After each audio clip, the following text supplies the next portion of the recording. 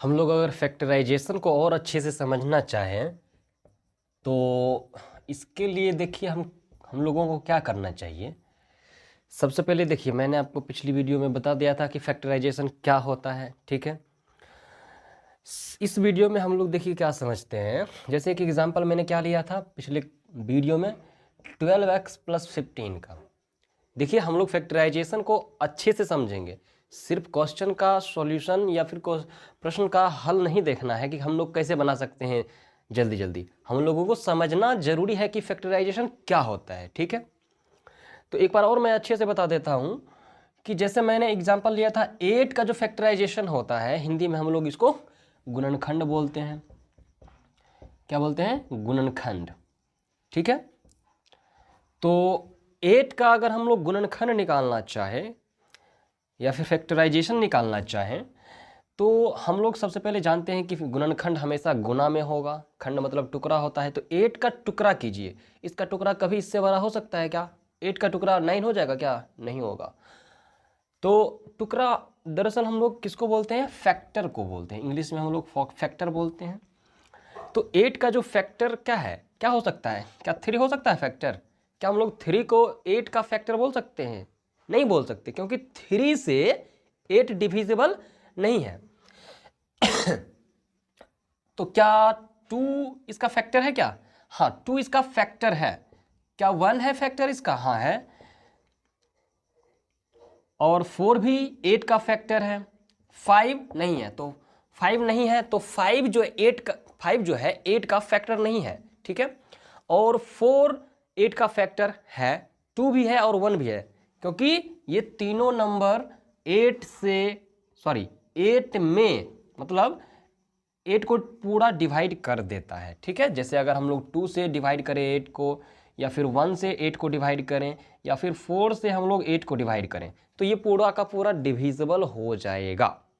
इस वजह से हम लोग 2 को 8 का फैक्टर बोलेंगे और 1 को भी और 4 को भी 8 का फैक्टर बोलेंगे, ठीक है। फैक्टर को समझ गए। तो इस तीन फैक्टर है, 2, 1 और 4, और एक 8 भी है, क्योंकि 8 से 8 में डिवाइड हम लोग कर सकते हैं। तो 8 जो है 8 का ही फैक्टर है, मतलब कोई भी number, any number can be a factor of itself. मतलब 8 का जो फैक्टर है वो खुद का, 8 जो है खुद का एक फैक्टर होगा, ठीक है। कहने का ये मीनिंग है। तो हम लोग फैक्टर समझ गए। इसमें से कोई 2 फैक्टर को उठाइए, किसी भी फैक्टर को उठा सकते हैं, बस कंडीशन एक ही है कि आप उस फैक्टर को उठाइए, उस 2 फैक्टर, 2 से भी ज़्यादा उठा सकते हैं, कोई दिक्कत नहीं है। तो उस फैक्टर को उठाइए जिसको हम लोग मल्टीप्लाई करें। क्या करें? मल्टीप्लाई करें तो 8 आना चाहिए। जैसे अगर हम लोग 8 का जो फैक्टर है वो 2 है, 2 फैक्टर है, हम लोगों ने 2 को लिया। अगर आप कहेंगे सर एक बार 1 को ले लीजिए, ठीक है, हम लोग मल्टीप्लाई साइन के साथ 1 को लेते हैं, तो क्या 2 × 1 8 होगा क्या? कभी नहीं होगा। तो हम क्या करेंगे, इसके साथ ऐसा वाला फैक्टर लेंगे जिसको मल्टीप्लाई करने पर हमको 8 मिलेगा। तो अगर हम 2 × 4 करते हैं तो ही हमें 8 मिलेगा। तो आप में से कोई स्टूडेंट मुझे ये बोल सकते हैं कि सर क्या हम इस 8 को लेकर और इस 1 को लेकर इसका फैक्टराइजेशन नहीं कर सकते क्या? गुणनखंड नहीं निकाल सकते? तो 8 × 1 भी तो लिख सकते हैं, क्योंकि 8 भी इसका फैक्टर है, 1 भी इसका फैक्टर है। तो 8 × 1 जो है 8 ही होता है, ठीक है। तो इस वजह से ये भी इसका फैक्टराइजेशन है। क्या है? फैक्टराइजेशन है।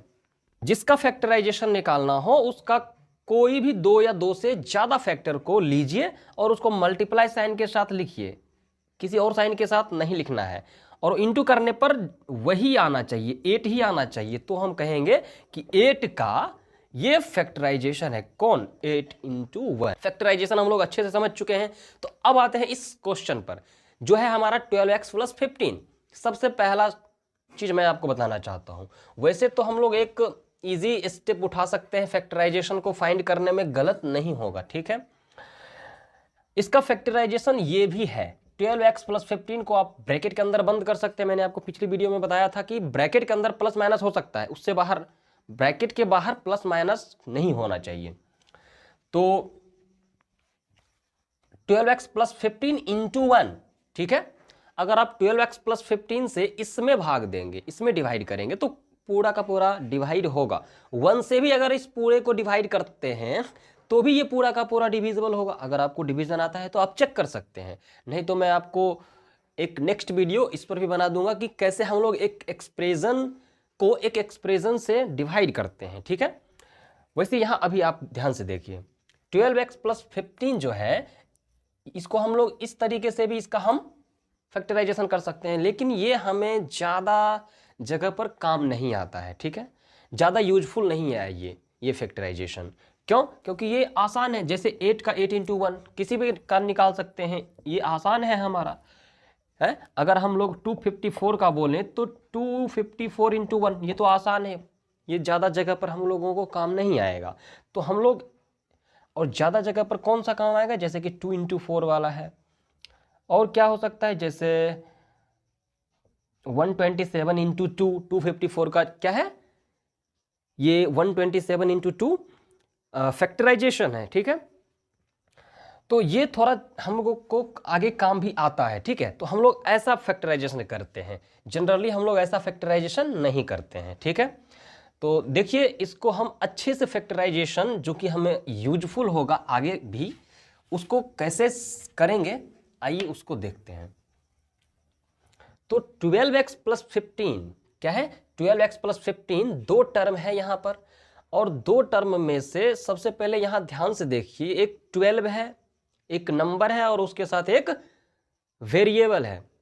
तो 12 और 15, पहला टर्म में 12 और दूसरा टर्म में 15 को अगर देखें तो दोनों में कॉमन क्या है, कॉमन वही हो सकता है जो तो दोनों टर्म में डिवाइड करने पर हमको पूरा का पूरा डिवाइड हो जाए। जैसे अगर बोलें कि क्या सर 2 कॉमन हो सकता है, तो सबसे पहले बताइए क्या 2 से 12 डिविजिबल है। अगर हम 2 से 12 में भाग देंगे तो क्या लगेगा, हाँ लग जाएगा।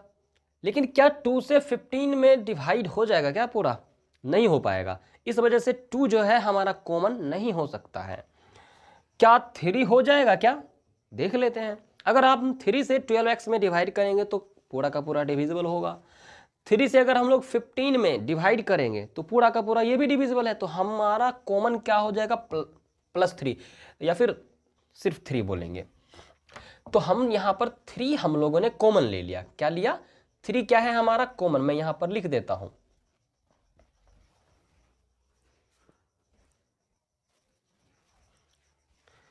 तो 3 क्या है हमारा कॉमन है। अगर हम लोग 3 से डिवाइड करेंगे 12x जो कि हमारा फर्स्ट टर्म है, तो यहाँ पर 4x आएगा, ठीक है। और यहाँ प्लस है तो प्लस, 3 से डिवाइड करेंगे 15 में तो क्या आएगा 5। वैसे मैं इसको और अच्छे से एक्सप्लेन करूं तो मुझे बस 2 मिनट दीजिएगा, इसको और अच्छे से मैं समझाता हूं कि कैसे आया है यहाँ पर। जैसे देखिए ये 4x कहाँ से आया या फिर +5 कहाँ से आया, अगर आप अच्छे से देखना चाहते हैं तो ध्यान से देखिए। ये जो कॉमन है हमारा 3, सबसे पहले मैंने 4x को कैसे लाया मैं ये बता रहा हूँ।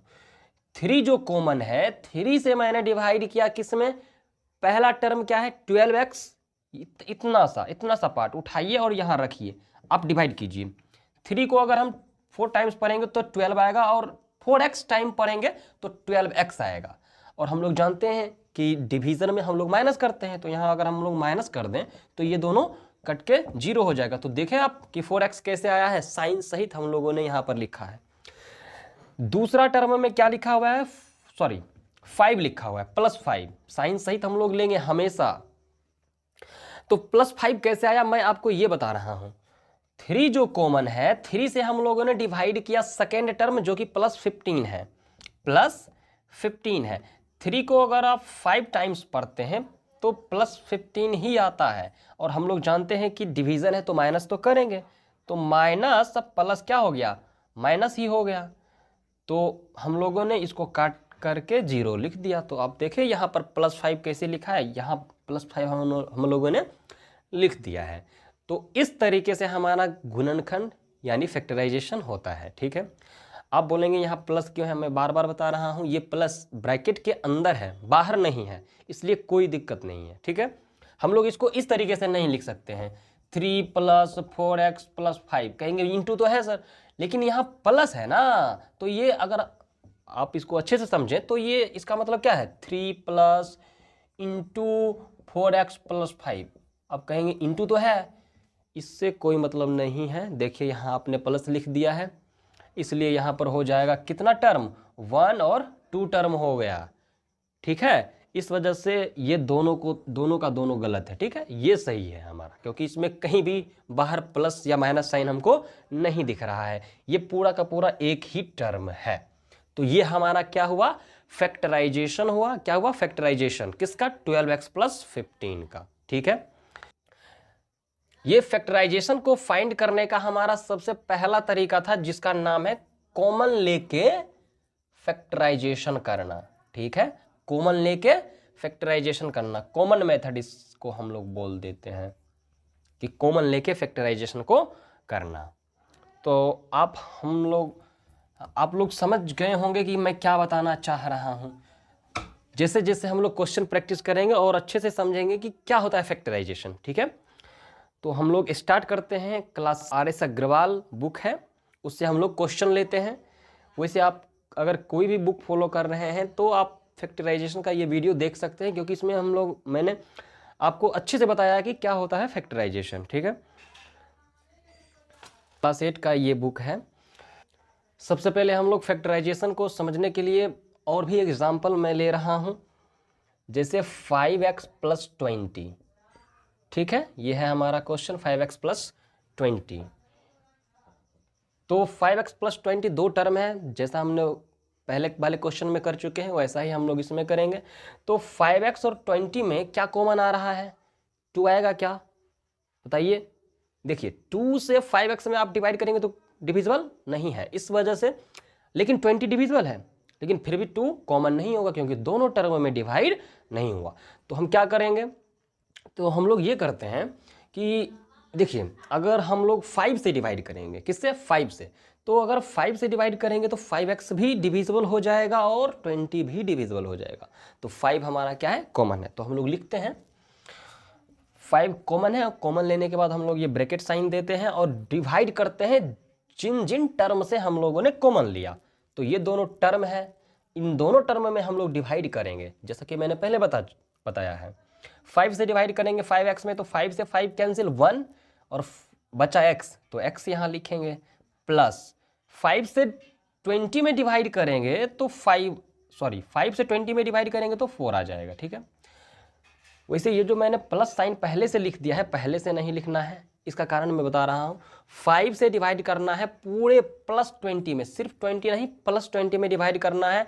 और अगर आंसर 4 आता है, मतलब प्लस 4 आता है, तो हम लोग यहाँ प्लस 4 देंगे, अगर माइनस 4 आएगा तो माइनस 4 देंगे। ठीक है, और भी क्वेश्चन हम लोग देखते हैं, जैसे कि एक और क्वेश्चन है हमारा 2n स्क्वायर प्लस 3n। ये थोड़ा अच्छा क्वेश्चन है, इसको हम लोग अच्छे से समझते हैं। पहले देखिए ध्यान से, इस टर्म को ध्यान से देखिए और इस टर्म को ध्यान से देखिए। ठीक है, अगर आपको इस टर्म और इस टर्म में कॉमन लेने में दिक्कत है तो सबसे पहले मैं ये बात आपको क्लियर कर देता हूँ। ठीक है, जैसे देखिए अगर आपको किसी भी चीज़ को समझना है तो आप इसको विजुअलाइज कीजिए। 2n स्क्वायर है, उसका क्या मीनिंग होता है, इसका मीनिंग ये होता है 2 इंटू एन इंटू एन। क्या होता है, 2 इंटू एन इंटू एन। और यहाँ जो प्लस 3n लिखा हुआ है, 3n का मीनिंग होता है 3 इंटू एन। तो आप ध्यान से देखिए दोनों में क्या कॉमन है, कॉमन मतलब जो दोनों में मिलता हो, सेम। जैसे n मिल रहा है, n मिल रहा है, और बाकी का डिजिट तो नहीं मिल रहा है, तो हम लोग सिर्फ n ही कॉमन लेंगे। अगर हम लोग n कॉमन लेंगे और n से डिवाइड करेंगे तो क्या होगा, अगर हम लोग n से डिवाइड करते हैं इस टर्म में, तो ये तो एक n डिवाइड हो जाएगा, बच जाएगा 2 इंटू एन, तो 2 इंटू एन 2n होता है, तो हम लिखेंगे 2n प्लस n से डिवाइड करेंगे हम लोग प्लस 3n में। n से डिवाइड करेंगे हम लोग प्लस 3n में, तो अगर प्लस 3n में हम लोग डिवाइड करेंगे तो यहाँ से तो n कैंसिल हो जाएगा, सिर्फ 3 बचेगा, तो हम लोग प्लस 3 बचा तो प्लस 3 हम लोग लिख दिए। और यहाँ पर इसको ऐसे पढ़ेंगे n इंटू 2n प्लस 3।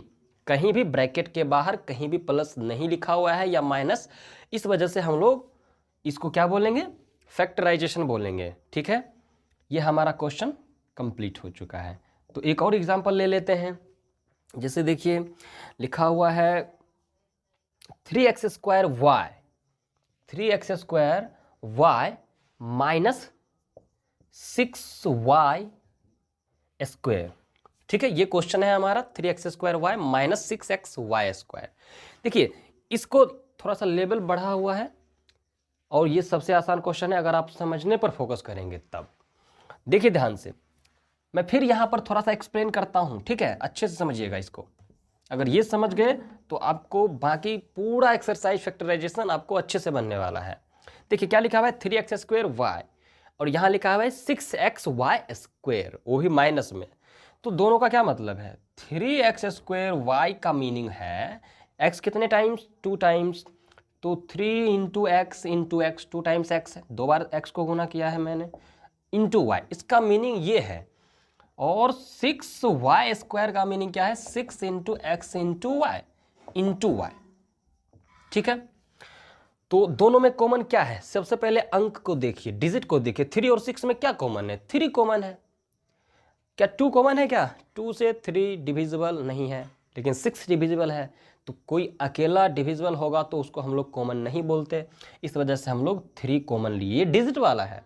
और बाकी का देखिए x भी मैच कर रहा है तो, और एक y भी मैच कर रहा है, तो x y भी हम लोग कॉमन लेंगे, तो हमारा कॉमन क्या आ गया? 3xy, ठीक है। 3xy कॉमन हो गया, बाकी का हम लोग ब्रैकेट साइन देंगे और 3xy से हम लोग डिवाइड करेंगे सबसे पहले वाले टर्म में, यही है हमारा पहला टर्म। तो 3 से 3 कैंसिल, x से x कैंसिल, सॉरी मैं यहाँ नहीं लिखूंगा, y से y कैंसिल, बचा क्या? सिर्फ x बचा पहला टर्म में, देख सकते हैं। तो यहाँ पर मैं सिर्फ x लिखूंगा, यहाँ माइनस है तो माइनस मैं दूंगा। 3xy, देखिए मैं फिर से बताता देता हूँ, यहाँ माइनस है इसलिए मैंने माइनस नहीं दिया है। मैंने माइनस इसलिए दिया है क्योंकि अगर आप 3xy को माइनस 6xy² इस तरीके से, देखिए मैं एक बार दिखा देता हूँ, आप दीजिए, डिवाइड कीजिए, इस तरीके से डिवाइड करेंगे तो यहां पर जो भी आंसर आएगा साइन सहित हम लोग यहां पर लिखेंगे। जनरली हम लोग बोल देते हैं यहां माइनस है तो यहां माइनस हम लिखेंगे। तो अगर हम डिवाइड करेंगे ये दूसरा वाला टर्म जो है, दूसरा वाला टर्म नीचे वाला, तो 3 से 6 2 टाइम्स जाएगा और x कैंसिल हो जाएगा, एक y भी कैंसिल हो जाएगा, बचेगा सिर्फ y, तो 2y हो गया हमारा। यहाँ पर ये क्या आ गया? इसका फैक्टराइजेशन आ गया 3xy into x minus 2y। ये क्या है? हमारा फैक्टराइजेशन है। किसका फैक्टराइजेशन है? 3x² y माइनस 6xy² का है, ठीक है। ये बीच में माइनस क्यों है बताइए एक बार? मैंने तो बोला था कि माइनस नहीं आना चाहिए। देखिए मैं बताता हूँ, माइनस ब्रैकेट के अंदर है, बाहर नहीं है। बाहर ब्रैकेट के अंदर माइनस या प्लस नहीं आना चाहिए, ठीक है। वैसे जैसे यहाँ माइनस आ गया तो कोई दिक्कत नहीं है, माइनस 3xy कॉमन लिया जा सकता है, ठीक है। अब कहेंगे बाहर है तो ये दूसरा टर्म नहीं है, ठीक है। हम लोग और भी एग्जाम्पल लेते हैं और भी अच्छे से समझने के लिए।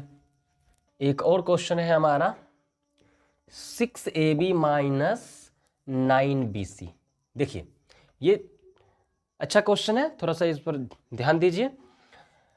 देखिए इसमें भी 2 टर्म है, ठीक है, ध्यान से देखिए। तो अगर हम लोग इसको अच्छे से बनाना चाहें, फैक्टराइज करना चाहें, तो 6ab और 9bc, मैंने इसका मीनिंग बता चुका हूं, मैं ये नहीं करूंगा, ठीक है। 6 और 9 में क्या कॉमन है बताइए? 6 और 9 में 3 कॉमन है। अच्छा एक मिनट, देखिए 3 के अलावा भी और भी कोई कॉमन है। ये जो वेरिएबल ए बी और यहाँ बी सी है,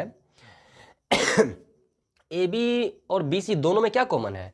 अगर मैं आपसे पूछूं ए बी और बी सी में क्या बी कॉमन है, तो हम लोग यहाँ बी भी कॉमन लेंगे साथ ही में, तो 3 भी हमारा कॉमन हो गया। 3b से अगर हम इसमें डिवाइड करेंगे तो देखिए b से b कैंसिल, 3 से 6 कैंसिल 2 टाइम्स, बचा a, तो 2a हो गया।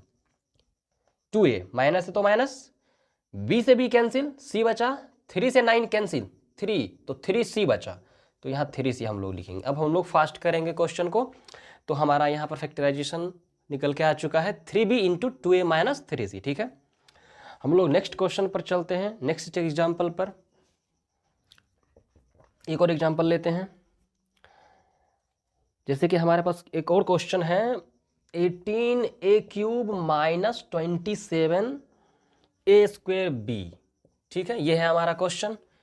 देखिए ध्यान से देखिए, a क्यूब, इसको मैं थोड़ा सा यहाँ पर अच्छे से समझाऊंगा। ठीक है, तो क्या लिखा हुआ है 18a क्यूब, तो वैसे हाँ ठीक है, 18 और 27 दोनों में कॉमन क्या है, तो मैक्सिमम हाईएस्ट नंबर कॉमन लेना है 9, और a क्यूब और a स्क्वेयर b क्या है, a क्यूब और क्या है a स्क्वेयर b, तो दोनों में क्या कॉमन है। एक बात ध्यान से देखिए, a इंटू ए, इसको अच्छे से मैं लिख देता हूं, क्या मीनिंग है इसका, तो ध्यान से देखिए 2a ये कॉमन आ रहा है या नहीं आ रहा है ना वेरिएबल में, तो इसका मतलब a स्क्वेयर दोनों में है, इस वजह से हम लोग 9a स्क्वेयर कॉमन लेंगे और 9a स्क्वेयर से हम लोग डिवाइड करेंगे। किस में डिवाइड करेंगे, फर्स्ट टर्म 18a क्यूब और सेकेंड टर्म क्या है माइनस 27a स्क्वेयर b।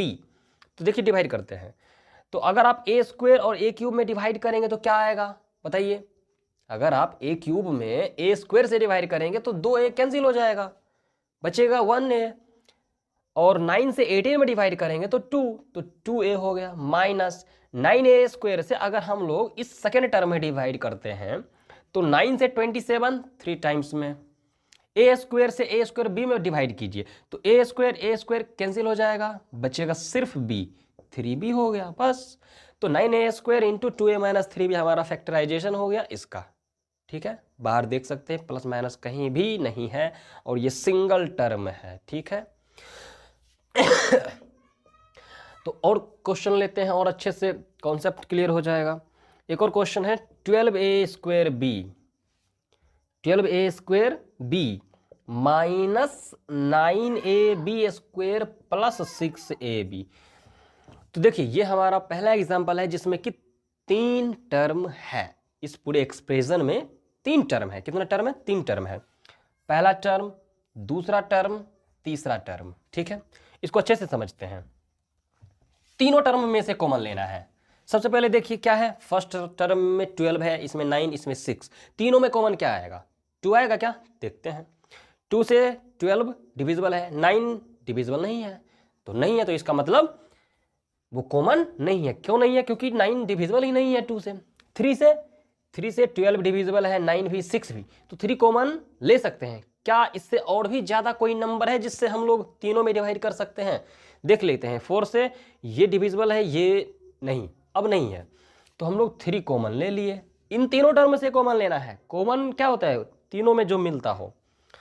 उसके बाद यहाँ a स्क्वेयर है, देखिए वेरिएबल कॉमन कैसे लेना है, इसमें a square b, a b square a b है, तो पहले लिख लो सही से, a square b, a b square और क्या है ए बी, ये तीनों टर्म का वेरिएबल अलग अलग मैंने लिख दिया है। देखते हैं तीनों में कॉमन क्या है अच्छे से। वैसे मैं बता देता हूं सबसे पहले, इन तीनों वेरिएबल में कॉमन क्या है, सिर्फ ए बी कॉमन है। क्या है, ए बी कॉमन है, समझिए इसको अच्छे से।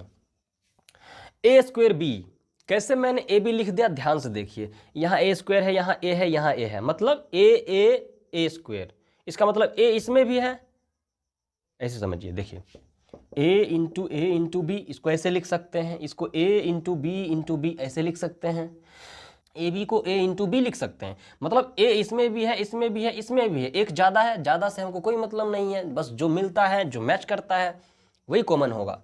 और बी इसमें भी है, इसमें भी है, इसमें भी है, तो हम लोगों ने ए बी को कॉमन ले लिया। इसको बिना देखे भी हम लोग कर सकते हैं। देखिए ए स्क्वेयर है, इसका मतलब ए गो ए इसमें भी है, 1a इसमें भी है, इसमें भी 1a है, इसमें भी 1a है, इसका मतलब 1a कॉमन हो गया क्योंकि तीनों में मिल रहा है। b भी तीनों में मिल रहा है, लेकिन b स्क्वायर तीनों में नहीं मिल रहा है, इस वजह से b स्क्वायर मैंने नहीं लिखा, तो हमारा कॉमन आ जाएगा 3ab। और हम लोग ब्रैकेट लिखेंगे और डिवाइड करेंगे। क्या करेंगे, डिवाइड करेंगे। तो 3ab से अब हम लोग उतना ज़्यादा नहीं लिखेंगे, हम लोग अब डायरेक्ट करते हैं। 3ab से हम लोग क्या करेंगे, divide 12a square b, b से b कैंसिल, खत्म, ए है, ए से ए स्क्वायर में डिवाइड करेंगे, ए स्क्वायर में ए इंटू ए होता है, तो एक एक कैंसिल होके एक ए बच जाएगा, मतलब 1 ए बच जाएगा यहाँ, और 3 से 12 में डिवाइड करने पर 4 आएगा, इसका मतलब 4a हो गया माइनस। अब देखिए दूसरा टर्म कैसे आता है, ए से ए कैंसिल, उससे पहले मैं नंबर को डिवाइड करता हूँ, 3 से 9 3 टाइम्स डिवाइड हो गया। अब ए से ए कैंसिल, बी से बी कैंसिल, लेकिन एक बी बच गया, तो यहाँ बी भी लिखेंगे, प्लस है तो प्लस, 3 से 6 2 टाइम्स, ए से ए कैंसिल, बी से बी कैंसिल, बस और अब कुछ नहीं, बस ब्रैकेट को हम लोग क्लोज कर दिए हैं। तो हमारा 3ab into 4a minus 3b plus 2 हमारा क्या आ गया, आंसर आ गया, फैक्टराइजेशन हमारा निकल चुका है, गुणनखंड हमारा निकल चुका है। ठीक है, अच्छे से समझ में आ रहा है। देखिए और भी क्वेश्चन मैं ले रहा हूं।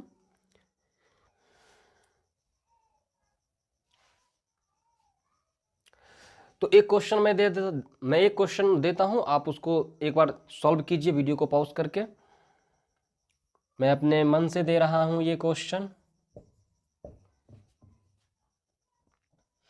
12x square z y plus 9x z minus 3 z square, इसको थोड़ा सॉल्व कीजिए जल्दी से, थोड़ा नहीं पूरा करना है सॉल्व, इसको पूरा सॉल्व कीजिए। मैंने 3 टर्म वाला आप क्वेश्चन दिया है, इसका फैक्टराइजेशन फाइंड करना है, गुणनखंड निकालिए। तो आप इसको सॉल्व कर लिए होंगे, मैं आपको बताता हूँ, आप मैच कीजिए। देखिए क्या लिखा हुआ है, एक्स स्क्वायर यहाँ तो है, यहाँ सिर्फ एक्स है, यहाँ एक्स है ही नहीं, क्या तीसरा टर्म में एक्स है क्या, जेड स्क्वायर है, इसका मतलब एक्स कॉमन या फिर एक्स स्क्वायर कॉमन नहीं आएगा। दूसरा वेरिएबल जेड है, जेड इसमें भी है, जेड इसमें भी है, जेड स्क्वायर है, मतलब क्या 2 जेड है, जेड इंटू जेड, तो हम लोग एक ही जेड लेंगे क्योंकि तीनों में एक ही जेड मिल रहा है, तो जेड जेड जेड, तो जेड मैच कर रहा है। ठीक है, अच्छा वाई वेरिएबल इसमें भी है, इसमें नहीं है, ध्यान से देखिए, एक्स जेड है, क्या इसमें वाई है क्या, नहीं है, क्या इस टर्म में वाई है क्या, वाई नहीं है, तो यहाँ पर y कॉमन नहीं आएगा, मतलब वेरिएबल में सिर्फ z ही कॉमन आया है। इसको और अच्छे से अगर समझना चाहते हैं तो देखिए, इसको अलग से आप रफ कॉपी में ऐसा कीजिए जैसा कि मैं अभी आपको बता रहा हूँ।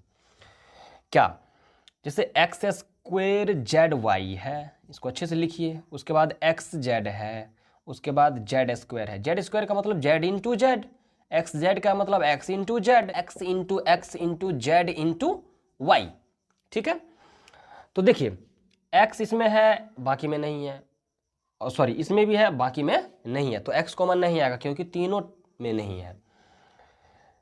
बाकी z को देखिए ध्यान से, z इसमें भी है, इसमें भी है, इसमें भी है, तो z आ जाएगा कॉमन।